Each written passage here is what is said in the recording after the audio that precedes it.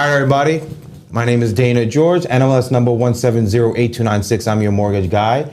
I'm here with Carlos Phoenix, my engineer guy. And I'm also here with my boy Matt Donahue from high school, Patchogue Medford. Pachogians, we're called. Pachogians, that's right. Last week, or was it the week before? We did a little speaking. This week, we want to bring up the topic called the inner child. But before we go into that, Matt has a unique name for his coaching business. I overlooked it. He actually went in a little bit detail for us. So if anyone does know his name, his coaching name from Instagram, and they're wondering what it actually means, here we go. Yeah, so Salty and Lit. It's funny, last week after we signed off, Carlos had made a joke about I'm a big fan of tequila, right, Carlos? You said something like that. Would you get it for tequila, like the salty rims? And really, go ahead, Carlos. No. Yeah, you're right. Yeah, so it's really, from Matthew chapter 5 in the Bible, Jesus tells, his followers to be the salt and the light of the world. And there's a lot of metaphors behind it and a lot of imagery. Like salt back then was used to preserve. Ooh. It was used to add flavor. And light, light is just being the light. So yeah. I kind of put a modern day play on it, like Salty and Lit. Then also gives imagery of the beach, and I love the beach. I just like the whole vibe of it. So I tried taking like a biblical thing and making it more personal and modern day. So it has nothing to do with tequila? No, but I would like some tequila. Actually, DJ, the show might be a little more fun if we had some tequila shots. All right, so let's go on to the inner child. So last week, Carlos, what were you going to say? So last week, I feel like Carlos be pulling the okie dokes, man. He do. Like he looks like he's gonna say something like false starts. Well, we were speaking about, Carlos brought up a great point. That we're all like in this little bowl. And then we get layers and layers and layers and layers as we get older. But in that bowl is really us when we're a child. But the ball's the onion. All right, the onion. I get it. The ball is kind of like the ball's the onion. There's layers, right, Carlos? There's layers on onions, so yeah. we're onions. So I don't want to call anyone like an onion because not too many people like onions, but we're gonna go with onions since you said it last time. Inner child inside this onion, and then there's layers and layers and layers and layers as you get on it. As you get older. And then what we have to do, and a lot of people don't, is start peeling back those layers. Because some of those experiences are great experiences, but some of those experiences can cause like childhood trauma, something like you brought up before. Yeah. So elaborate what you were speaking about on yeah, that. So the layers, the layers are like kind of like the traumas or the coping mechanisms we develop, to get through life, to get through childhood. Bad things happen to us and we don't know how to handle it, so we kind of, come up with a coping mechanism. And a lot of times if we're not taught any better, these coping mechanisms are pretty, they're like short-term solutions that cause long-term problems. Hey. I like to think of it as like a leak, like a little drop here and there is not going to hurt anybody, but enough drops is going to be a flood. Yeah. And something I always tell my students, I love the avalanche one too. Like a snowflake is just a snowflake, but enough of them, you're going to have an avalanche. Correct.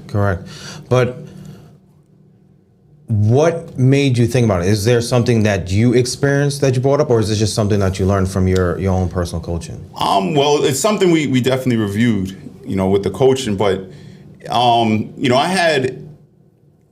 want to say I had a broken home, because you say the word broken home and you think like absentee parents, yeah. and I had, the most amazing father, in the world.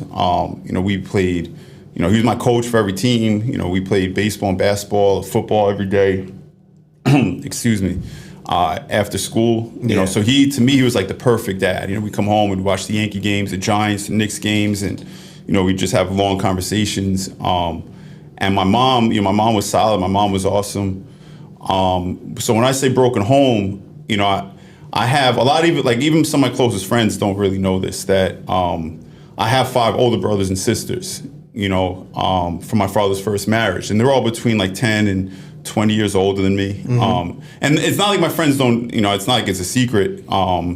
It's just, they weren't never really a part of my life as an adult. But, from the time I was born and the time I was about 7 or 8, my sisters were like, like the source, that's where I got all my love and my attention from, I'd spend, weekends at the house. My one sister would come over every morning and, do my hair for school because she was like a stylist, you know what I'm saying? I had to be a fly guy like in second grade, you know what I'm saying? My mom would try to do my hair. I'm like, Mom, this is not coming out right, you know what I'm saying? I hit up Tracy, she lived like 5 minutes away. She come through and, she gave me like this nice little, play with my curls thing, you know what I'm saying? So I was looking fresh, you know what I'm saying? One of my sisters would always take me to Pizza Hut. Remember when we were kids in elementary school, they gave you every book you read, you got like the free, like Pizza Hut, personal pan pizza. So my one sister always took me that place with her husband. So I felt, like the most important person in the world. And then I had like my grandmother, who was another, huge source of love for me. And then my cousin Carlos, who my mother, shout out to Carlos, I was saying it last week. Carlos was my cousin, but for a long period of time he lived with us. Yeah, and he was about 10 years older than me too. So that's like another, brother figure in my life. So the gap is so big. They're almost like uncles or like parent figures, to me. And then when I was in second grade, my grandmother died. And my favorite aunt, I hope my other aunts are not watching this, but my favorite aunt, like she she was always over the house. She was really involved. She kind of like, she couldn't really handle adult that well. That's Carlos's mom. So then, after second grade, I lost her and I lost Carlos. And then there was some kind of like big fight between my parents and my older siblings. So I lost all of them. So between like 7 and 8 years old, I lost like 8 or 9, really, really significant people in my life. And it was something, for all as great as my parents are, we never talked about it. It was like just kind of one day they weren't around anymore. Unspoken. Just unspoken, like, they're just not around. And, I kind of thought it was a badge of honor. Like, I never cried. I never broke down really. And I just kind of just swept it, all under the rug. And, as a result, I just kind of saw how it played out in my adult life. And it wasn't until like, years and years. And I'm saying like, I'm 39. So this happened when I was like 8 years old maybe. So it took me about 30 years to kind of figure out, all the unhealthy coping mechanisms I developed and how it was, impacting my relationships with other people, my self-image, my confidence, just not being able to connect with people on a deeper or intimate level. Yeah. So would you say that, because like some people will categorize each other as like introverts and extroverts, do you think that's like a real category, or do you think it's because of things that might have happened when they were younger that they never took care of, realized that they might have been an issue, for lack of better words, an issue, but coping mechanism, didn't take care of it, and now you are the way you are right now. So like, I think that's what like the inner child, like what Carlos was bringing up before, is like all your experiences, and you don't take care of it. So like, how do you feel that what you went through in your past has led to you like now? Yeah, so I mean, I do think some kids are, born predisposed to be introverts or extroverts. And then I also think, throughout time, as like as a coping mechanism, that causes people to become extroverts or become introverts, either way. Somebody, maybe they're trying to, overcompensate, so they're out putting on a show everywhere they go. And really deep down, like, they don't want to be like that. And then, I think I fall more on the other side, where I'm naturally like, I want to be an extrovert, and I think the coping mechanisms I developed kind of made me be introverted. Okay. And I like the point you brought up about that. It is like little leaks. It's not necessarily a broken home. It's not necessarily like real trauma that might have happened, but just things as you get older compounds, and it could affect you in a certain way. Is that what you were like saying before last week? I mean, okay. So I'm going to do something. Pass me the mic. Ooh. I got to make sure I turn around. You want to see? Yeah, I want at the back. We don't have the back. All right. So basically what we're talking about here is what I call the onion. And when a human is born, it is the core of that onion. As we grow older and we experience traumatic things that we get hurt by, whether it's dad spanking us or, we call that discipline. And you notice that discipline, the purpose of it is to change the behavior of the child. but that creates a layer on an onion. When you spank or hit a puppy and you raise your hand and the puppy flinches, same type of idea. So over time, different things that hurt us creates another layer. And over time, we become a bigger and bigger onion. Multiple layers are there where we have created that as a protective mechanism to understand what it is to be alive and function in the world that we live in. What we don't realize is that we don't acknowledge that those layers are there. We just experience us changing, and it formulates who we are. The problem with that is that it's not who we are. We are that core, but we have forgotten who that core is. What we've allowed is that those layers control how we make decisions from this point on. Example, let's say I dated a blonde-haired, blue-eyed woman and she hurt my feelings in a deep manner. Then I choose, I'm not dating blondes, or I don't date Italians, or I don't date a certain segment of the population because you feel, oh, well, they are a certain character that I no longer like because of the one person that you met. Yeah. You might have gotten into a car accident and now you're afraid to drive in a certain area, or maybe you're afraid to drive at all together. Over time, when we make the future decisions that will really build our lives, we no longer look in the directions that we should still be looking at because you're judging it based on an experience that happened in the past.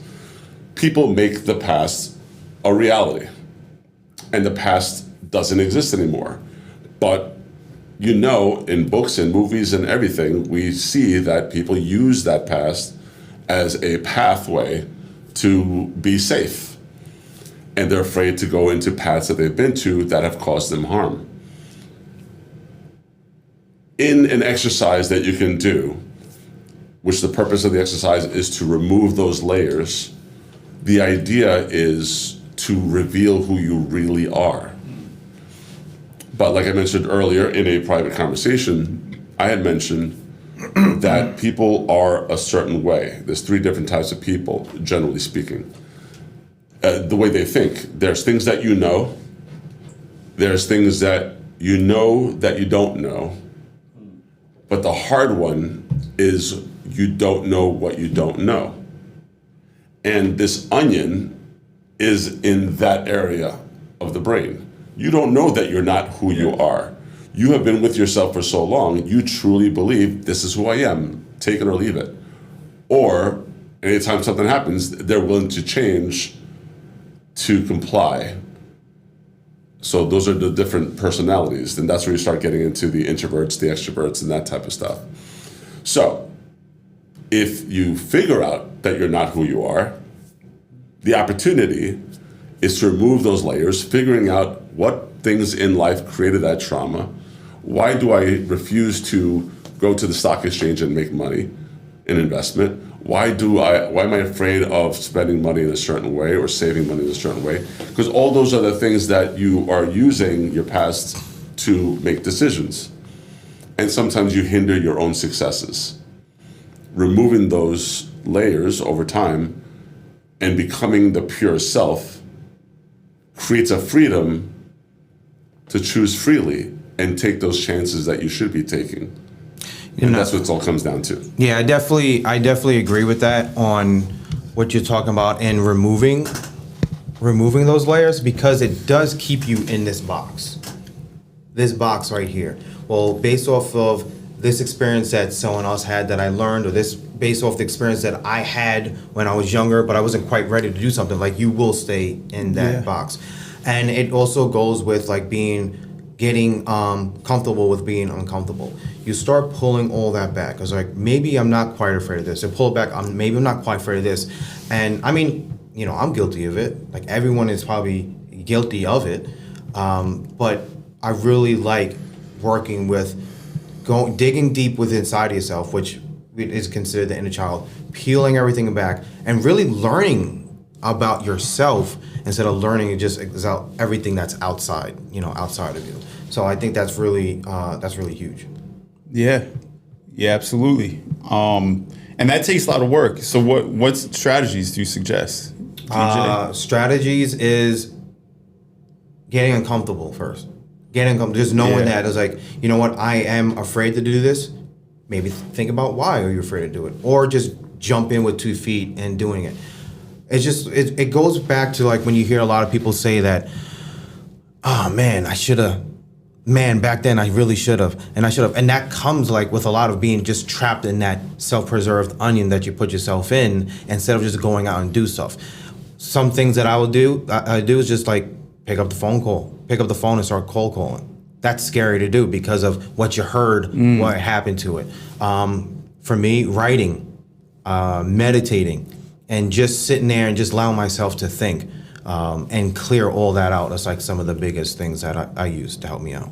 All right, I love that you use that get comfortable being uncomfortable. Yeah. That's like one of my favorite phrases. I think that's been like my motto for the past year. Yeah. Because everything we want is right outside our comfort zone, right? Because if it was in our comfort zone, we just reach over and grab it. Mm-hmm. So everything we want is right outside of that, and that's a beautiful thing to come to that discovery, isn't it? I think so too. And also with like with the inner child, so you have the pulling the layers back and quote unquote bad experiences, but there's also the fun side of the inner child. The fun side. Let's talk about the fun side, because I think depressing stuff. Yeah, I think sometimes it's really overlooked. So I was just looking at pictures of my kids, absolutely having fun, no care in the world, this, that, and a third. Then as we get older, we start to tighten up. We might start to lose some of that fun. And then you're working 20 hours, 30 hours, 40 hours a week. And then all of a sudden, for some reason, you get those accolades of you put in 40, 50 hours a week, you're the man, you're the woman. And then you start working 60, 70 hours. And then you forget to take care of yourself, your inner child, to play video games, to watch Netflix, to play with the equipment, play basketball, whatever the case may be. I think everyone needs to work on that. And then what ends up happening is that you get so tensed up inside. You start not having fun, and that's when you have people start looking at like lashing out. Oh, you're lashing out, look at a little child. A child needs to have fun. So what are some things that you might do to have fun? know. Yeah. I mean, I play basketball in the morning. Okay. Just hanging out. There's a lot of times, like, for example, I grew up playing hockey, right? I played, I know, the only Puerto Rican playing hockey, I know. But, so I grew up playing with a bunch of kids in my neighborhood, and I went to, like, elementary school with, the middle school and high school. And, we get to college and we graduate, and, slowly, like a lot of kids I grew up with playing hockey are not playing hockey anymore. And I realized I don't really like playing hockey. I liked hanging out with my friends, so that was just the avenue where I started playing with different kids. I'm like, oh, this is not really like that fun anymore. Yeah. I'm like, and it took me a long time to realize, why isn't it fun anymore? Like, nothing's changed. I mean, I'm not as good as I was back in the day, but nothing really changed, and it's because I'm not playing with my friends. Yeah. So to me, I identified that. Like, it's not hockey I love. Like, I go golfing a lot with, Ray and Joe.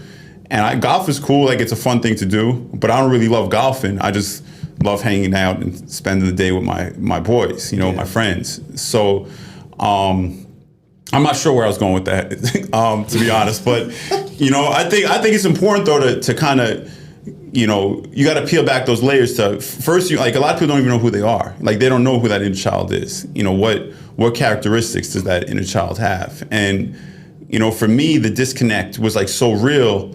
When Giovanna, like my coach, was asking me questions about like my childhood, I was referring to like that childhood in like a third person. Like it was like separate. Like the disconnect was so real where, I'm referring to him as like he. He did this, he did that, and not like I used to do this. It's just he. And then so it took, how do I reconcile this? And I know last week I kind of talked about like, I made a joke about it, kind of how I did like this visual journey and, bears popped out of the woods. And, but really like that was really like a powerful, if I ever sat down with somebody one-on-one, I'd be able to walk them through like that process. And through that process, I wrote it down. You asked me what I was writing before. Through that process, I helped identify some of the strengths or the characteristics I had as a child. And that was joyful, happy, enthusiastic, playful, jokester, pure, and I believed I could do like anything, you know. So when I realized that's not like who I am right now, what happened? And like Carlos was saying, that's the onions, just layers of onions. But at my core, that's who I am. So, you know, this past 6 or 7 months, I've just been peeling back those layers to try to get back to that core. That's awesome. I'm gonna give that a try and write all that down, because like you think, like you're saying, you think, and what Carlos said, you think who you are is like who you are right now, but what really you are is that person on the inside, and you think that you can't bring that person out for whatever reason, for whatever stigma that's around you at the time, whatever stigma was around you when you were younger. I think that's a pretty dope idea. So what did you actually do there? So if anyone wasn't really paying attention, what questions made you write those answers? So it's kind of, and I know some people might not, you know, it is what it is, but it was like a visualization, you know, kind of activity where, you know, Giovanni asked me to like visual, and you know, I'm not really comfortable getting out my secrets, man. I don't want people like stealing the trademark, That's but giving good value. You know, I think, you know, it's kind of like just going through like this visual journey kind of where you find like a safe place that you like. And then when I was walking to like that safe place, that's when I made like there was like bears and stuff there, and you know, kind of like, you know, I gotta be on the lookout, like my guard is up. But then I got to like this safe place, and you know, she asked me to, you know, think of, you know, somebody who I felt safe around, and my grandma, you know, was the person I thought of. So me and my grandma were like, you know, swimming like in this, you know, like this oasis, kind of like Waterfall Lake, like in the middle of the woods. And then, you know, my brother Carlos came out, and you know, the three of us were just kind of like hanging out and talking. Yeah. And then she just kind of asked me like different questions, like, well, what does Carlos notice about, you know, little Matt, or what does Grandma notice about him? And, you know, just like, I wish I wrote down all those questions because they were phenomenal. But, you know, just, you know, question by question, we kind of identify like, this is who I am as a child. And if that's who we are as a child, I believe that's who we are at our cores. Yeah.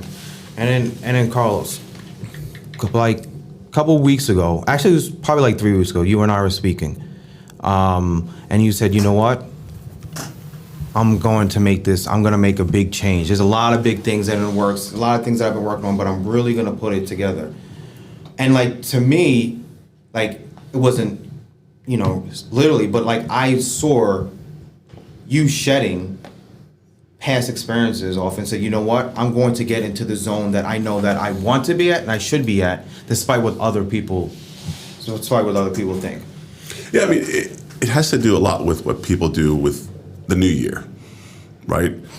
Usually towards the end of the year, they're like, oh, I got to prepare my resolutions.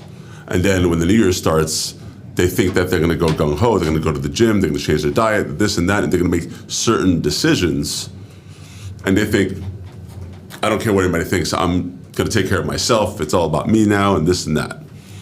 And then we lose that momentum, and then we go back to our run. January 15th, yeah. Right.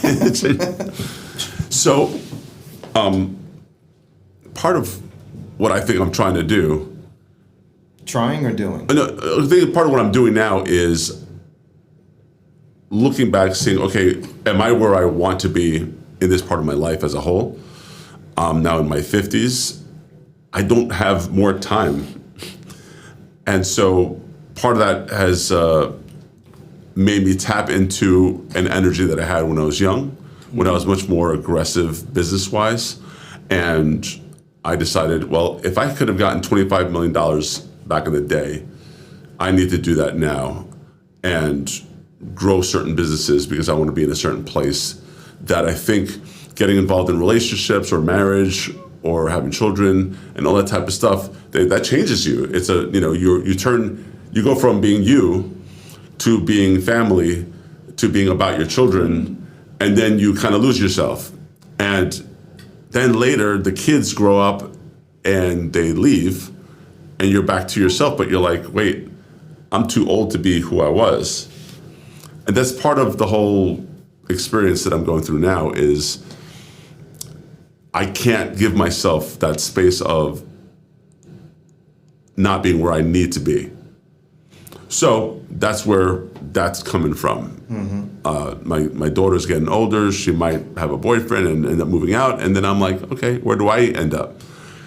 So I have to build certain businesses that I believe are good for now And I've had plans for about 10 years that I know I'm implementing. I have written all that down, and so all that is turning on and being activated inside of me, and the excitement of what happened with COVID and having all that time to think and put things together and stuff, developing the relationships that I developed.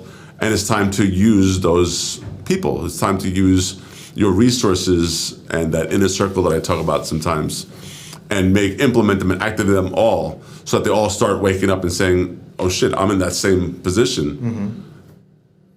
And inspiring them, hopefully, to inspire me, so that we can all work together towards a certain goal. Perfect. That's perfect.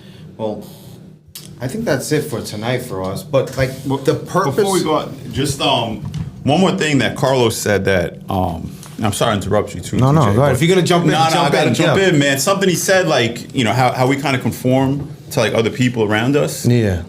Something I read really Or recently. just life. Yeah. If you're familiar with Jay Shetty, he had said something along the lines of, you know, we don't become who other people think we are. We become who we think other people think we are.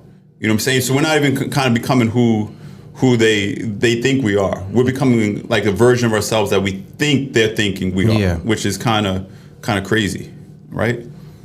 What if I say no? Maybe not. I'm just joking. No, but I definitely. Did I say that last week?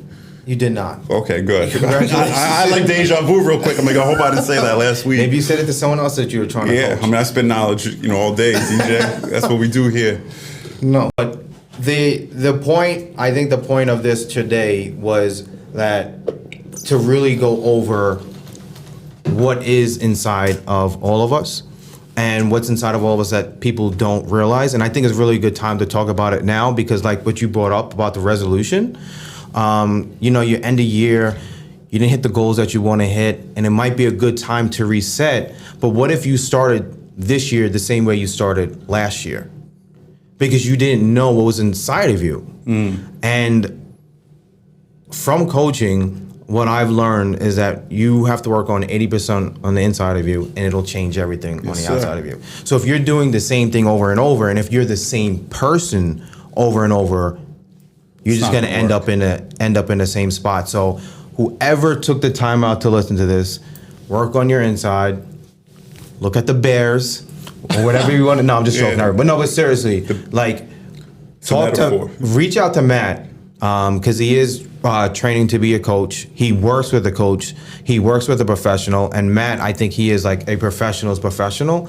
And to work on your inside and to, as Carlos says, pull the layers back of the onion and find out who you really are and not who you're being betrayed because of everything is around you. Find out who you are first. Find out who you are first, and then I think you'll grow from there. Yeah, absolutely. And I think that brings us a great topic for next week, too. Oh, he's got I something already got already. excited. I'm already cooking, chef. That's a coach it. right there. It's the salty and live for real. Well, I just want to thank you, DJ, for having me here, man. I'm glad we got to do this. I'm glad it just wasn't another thing where we said one day we're going to do this. You know, we in December we said one day, and then first week in first week in January, we did it. I'm thinking, my son's in Mexico right now. I'm jealous. I'm thinking of the beach. But first week in January we got together and we put it together. So I want to thank you for that. And I want to give a shout out to Carlos Phoenix over here. I never thought there'd be a day where I have a producer. You know what I'm saying? So just the fact that I can say I got my producer Carlos with me, that makes me feel like, I'm already doing big things in this year that I haven't done before. But it shows a lot, because you might have wanted to do something January of 2022, but now you changed something on the inside. Now you're doing something different in January 2023. And speaking of different, because I didn't bring it up before, I know we're supposed to end, but what are you doing now that you said you wanted to do that you're actually starting doing right now?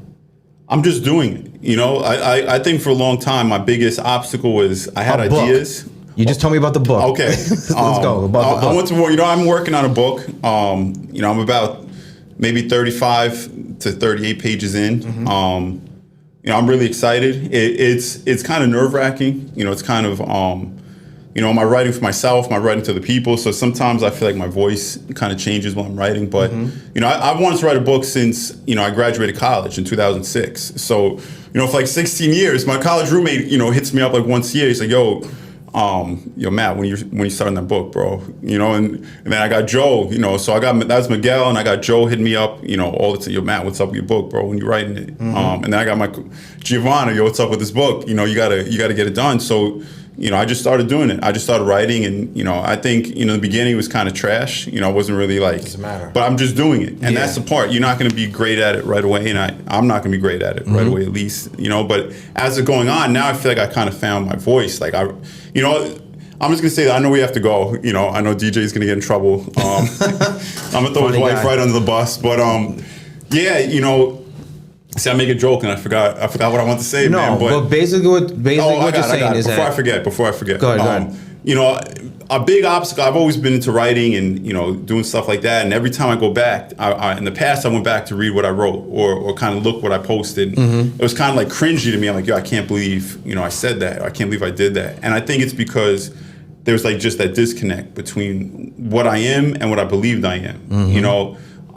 And I noticed like the big shift about a few weeks ago. I started posting Instagram videos. I know you've seen them. yes, very good. And I went back and I was scared to watch it because I'm gonna go back. I'm gonna look like an idiot. I'm gonna be self-conscious. And then like I watched it. I'm like, yo, damn, that was mad good, bro. You know what I'm saying? Self-pat on the back. And then I wrote like a chapter. And my life coach, she was like, I want you to read it out loud. And I don't want to read it out loud because I'm like, it's gonna sound stupid. I was like kind of nervous to reread it. And then sure enough, I read it. I'm like, damn, did I really write this? Like, I'm a genius, And then even like last week, going back to watch, like I watched this. Like you told me, I remember Carlos, what a great producer he is. He had it within minutes of me leaving the office. He had the link sent to us. Yeah. So the whole way home, I listened to it, and I didn't want to listen to it. I was like, I'm gonna sound terrible. I did this wrong. I did that wrong. You heard the pen clicking. The whole episode. Just my nerves. Yeah. And then I listened to it and it was like 100 times better than what I thought it was. And I know there's always room for improvement, but in my mind I thought it was like, oh my God, I messed up. And people are gonna laugh at me. And then I went back to here. I'm like, yo, me and DJ did our thing. So And Carlos, of course. My bad, Mr. Phoenix. So the false expectations we put on ourselves might not necessarily be real, so we hold ourselves back. Yeah, absolutely. That's the utmost. Whichever. I don't care. All right. Expectations is like the worst enemy of mankind. It's one of those things that we put pressure on ourselves about, and it's not even a real thing. I know, It's kind of like a dream. Yeah. A dream, we give it its reality. Our thoughts, we give it reality. But the only true reality is what's happening at the exact moment that you're in right now. Everything else doesn't exist. And what's crazy is our future will also then be an unreality. Because once we reach it, it's already in the past and it doesn't You exist. sound like Inception right now, bro. But that's what it is. Yeah. So there's a certain part for me where I have to accept so much of what we do is not real. We give so much value to so many things, but it's not even real. It's kind of like when you acknowledge when you die, you don't get buried with anything, just the suit or something. You don't go with the things that you have. And yet all we do is work our butts off to get stuff. And it's not real.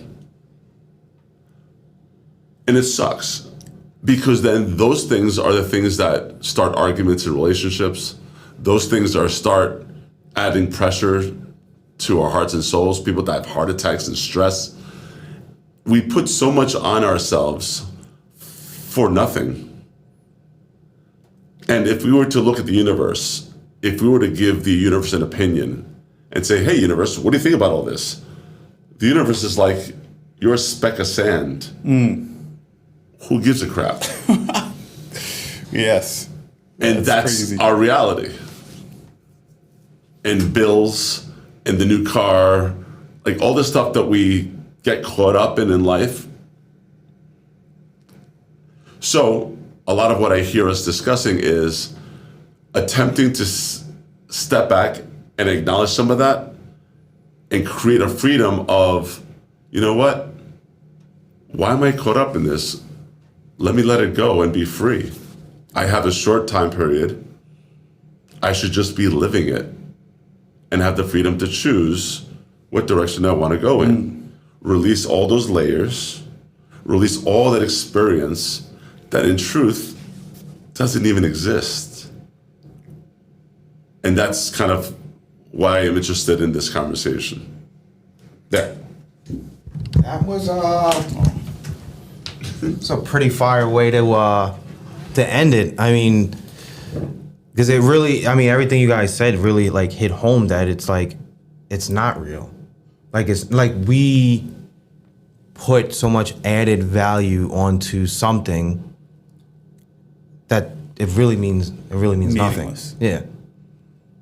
The Mercedes Benz is like, it's just a car. I mean, I do like Mercedes. I don't have one, but I do like, but when people put all this emphasis on it, then that brings it up.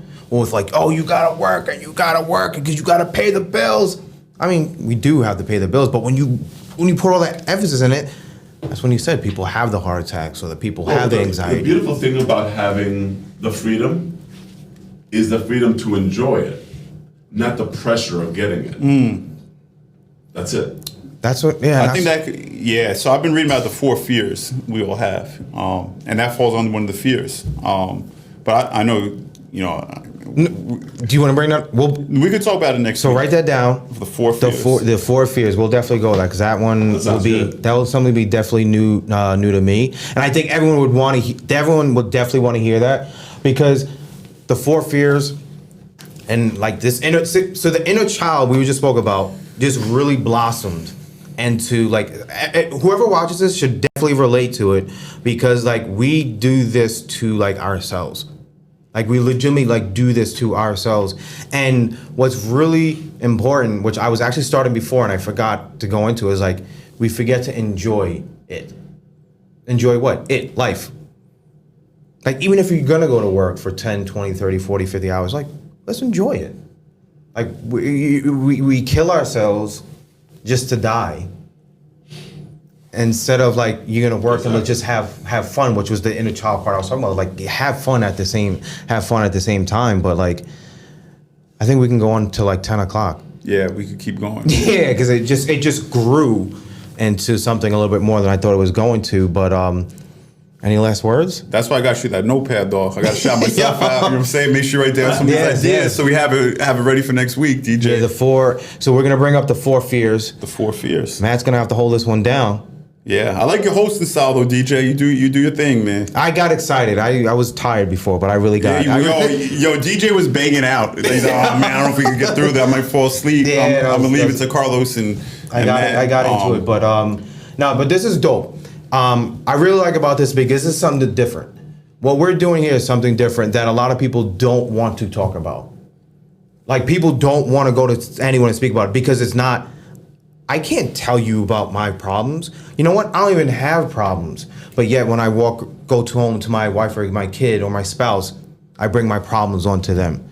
So I hope everyone does listen to it. I hope everyone does learn, like, comment, and share. My name is Dana George, your mortgage guy.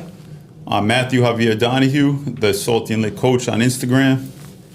And let's pass the mic over, because this wouldn't happen without him. All right, now let's switch over to my camera. I'm Carlos Phoenix.